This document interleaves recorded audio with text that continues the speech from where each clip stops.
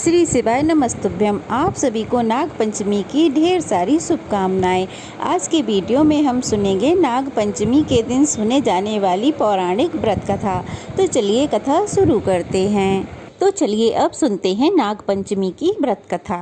नाग पंचमी की पौराणिक कथा के अनुसार प्राचीन समय में एक गांव में एक सेठ जी थे जिनके 7 पुत्र थे। सातों का विवाह हो चुका था। सबसे छोटे बेटे की पत्नी बहुत अच्छे चरित्र की थी, परंतु उसका कोई भाई नहीं था। एक दिन सेठ जी के सबसे बड़ी बहू ने घर लीपने को, पीली मिट्टी लाने को सभी बहुओं को अपने साथ चलने को कहा। अब सभी थाली और खुरपी लेकर मिट्टी खोदने को चली। जब वह मिट्टी खोद रही थीं, तभी वहां पर एक सांप निकला।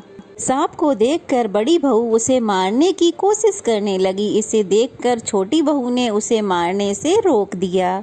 छोटी बहू की बात सुनकर बड़ी बहू ने सांप को नहीं मारा। तब सांप एक ओर जाकर बैठ गया। छोटी बहू ने सांप से कहा, हम अभी लौट कर आती हैं, तुम यहाँ से कहीं मत जाना। ऐसा कहकर छोटी बहू सबके साथ मिट्टी लेकर घर को चली गई और वहाँ जाकर कामकाज में फंसकर सांप से किया हुआ अपना वादा भूल गई। जब छोटी बहू को दूसरे दिन वह बात याद आई तो वह सभी को साथ लेकर उस जगह पर पहुंची। अब उसने देखा कि सांप तो वहाँ अभी भी बैठा है। सांप को वहाँ बैठा देखकर उसने सर्प से कहा, सर्प भैया नमस्ते। सर्प ने कहा, तू भैया कह चुकी है इसलिए तुझे माफ किए देता हूँ, नहीं तो झूठी बात कहने के कारण मैं तुझे अभी डस लेता।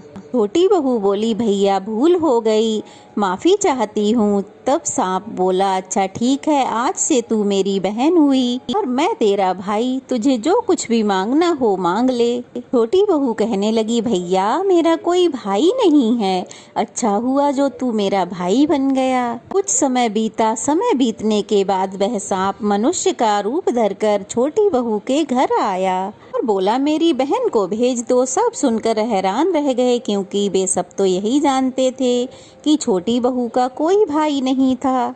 तब सांप कहने लगा, मैं इसका चचेरा भाई हूँ, बचपन में ही परदेश चला गया था। ऐसा सुनकर घर के लोगों ने छोटी बहू को उसके साथ भेज दिया। रास्ते में सांप ने कहा, तुम डरना मत, मैं वही सांप हूँ और जहाँ चलने में कठिनाई हो वहाँ मेरी पूंछ पकड़ लेना। छोटी बहू उसके साथ उसके घर पहुंच गई। वहां उसके धन और ऐश्वर्य को देखकर हैरान रह गई। एक दिन उसकी माँ ने कहा, मैं कुछ काम से बाहर जा रही हूँ, तू अपने भाई को ठंडा दूध पिला देना। इधर छोटी बहू को यह बात ध्यान नहीं रही और उसने सांप को यानी कि अपने भाई को गर्म दूध पिला दिया, जिससे उसका मुंह बुरी तरह से जल गया। जब सर्प माता वापस आई तो उनने अपने बेटे का ये हाल देखा। देखकर वह बहुत क्रोधित हुई, परंतु सांप के समझाने पर वह शांत हो गईं। अब सांप ने कहा, बहन तुम्हें तुम्हारे घर भेज देना चाहिए।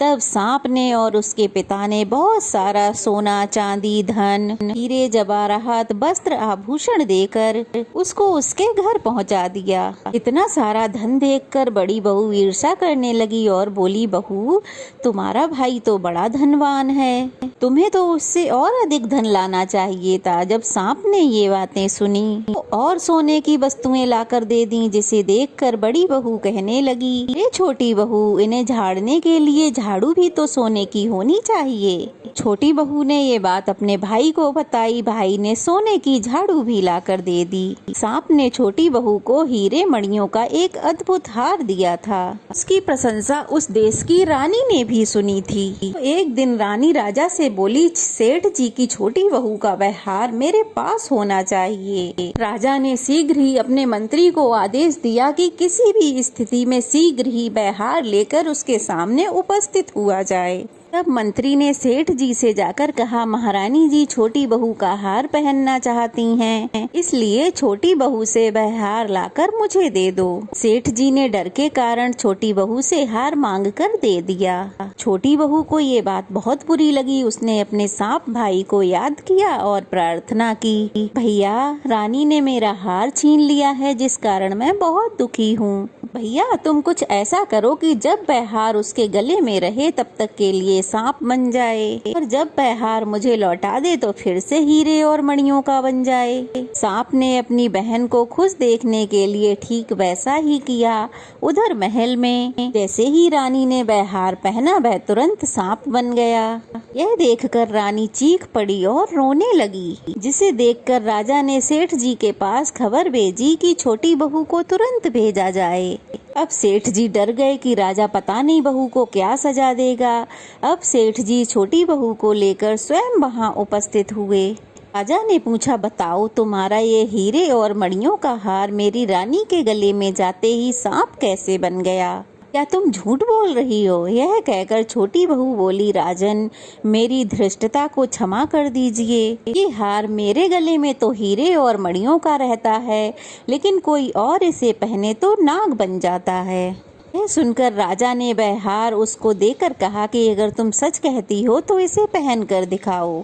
यह सुनते ही छोटी बहू ने राजा से हार लेकर जैसे ही पहना वह तुरंत ही हीरे और मणियों का बन गया। यह देखकर राजा को विश्वास हो गया और उसने प्रसन्न होकर छोटी बहू को बहुत सारी हीरे मोती और मुद्राएं भेंट में दी। छोटी बहू घर लौट आई। बड़ी बहू ने इतना सारा धन देखकर ईर्ष्या के कारण उसके पति को सिखाया। छोटी बहू के पास कहीं से बहुत सारा धन आया है। यह सुनकर उसके पति ने अपनी पत्नी से कहा, सच सच बता, तुझे इतना सारा धन और ये हीरे मणियों का हार कौन ला कर देता है? छोटी बहू दुखी होकर अपने सर्प भाई को याद करने लगी। अपनी बहन को मुसीबत में फंसा देख वह सांप मनुष्य का रूप धरकर फिर से वहां आया और कहने लगा, जो मेरी बहन के आचरण पर संदेह करेगा मैं उसको डस लूंगा। तुम्हारी पत्नी मेरी बहन है, इसलिए मैं अपनी बहन को कभी दुखी नहीं देख सकता, और तुम्हारी पत्नी को ये सारा धन और हीरे मणियों का हार मैंने खुद ला कर दिया है। जब छोटी बहू के पति को सारी सच्चाई पता चली तो उसे अपनी गलती पर बहुत पछतावा हुआ। तब उसने हाथ जोड़कर सांप से क्षमा याचना की और उसके स्वागत सत्कार में ठंडा मीठा दूध लाकर उसे दिया।